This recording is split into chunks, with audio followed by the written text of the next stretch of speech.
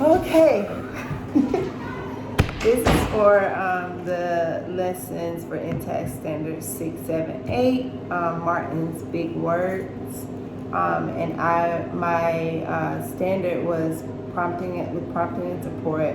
Students were to identify the main topic and retail key details of a text. So we started by showing them the book and just asking and reading them the title and just asking them what they felt like big words were. One thing I wanted to make sure I did, I think I did last time, but I don't know if I did the first video, was state the objective. Oh yeah, you did that. Okay, state the objective and make sure they know what they're supposed to learn by the end of that lesson. Yeah. So we did that. We read the book. We immediately got, they're like, what's a Bible? And and so they started talking about things like that. And so I was asking them what words were they hearing. I picked some pages with particular words on them, hoping that they would stand out to them. It's a pretty long book, so I didn't think reading the whole thing would be developmentally appropriate. I thought that was a good teacher move because I know that book as well, and I was thinking this is gonna be a while. Yeah, it's long and it has big words, and it's really complex for them. So I just picked some pages with certain words and read the quotes. So we did that.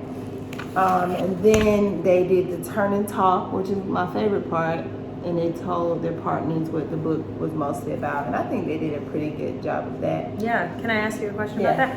What do you think makes your turn and talks so successful? Because I've noticed in every lesson that you've done, they are talking about what the topic is, and sometimes they get off topic in other classes, but what do you do for them to scaffold that? So before the lesson, I say, we're going to do a turn and talk during this lesson, point to your partner.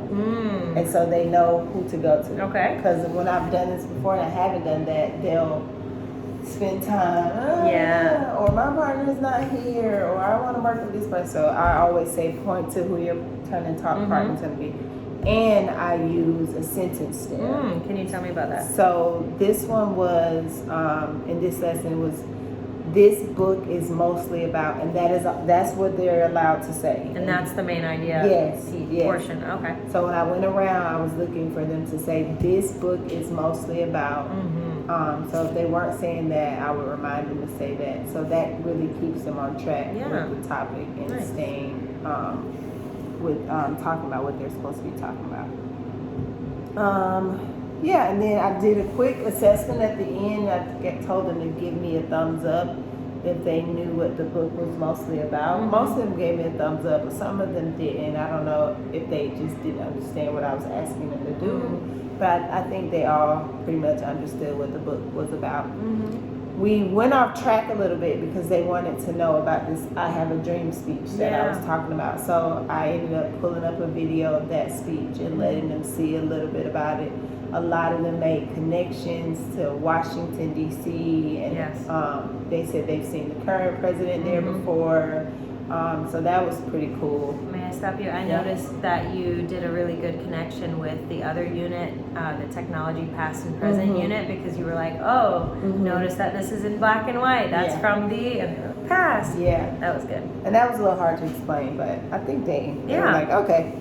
And then they went to their tables, and I had a little book for them to color with Martin Luther King, and then... That was an emergent reader? I didn't really see what... It was like one that they could read with sight words? No. I read it to them.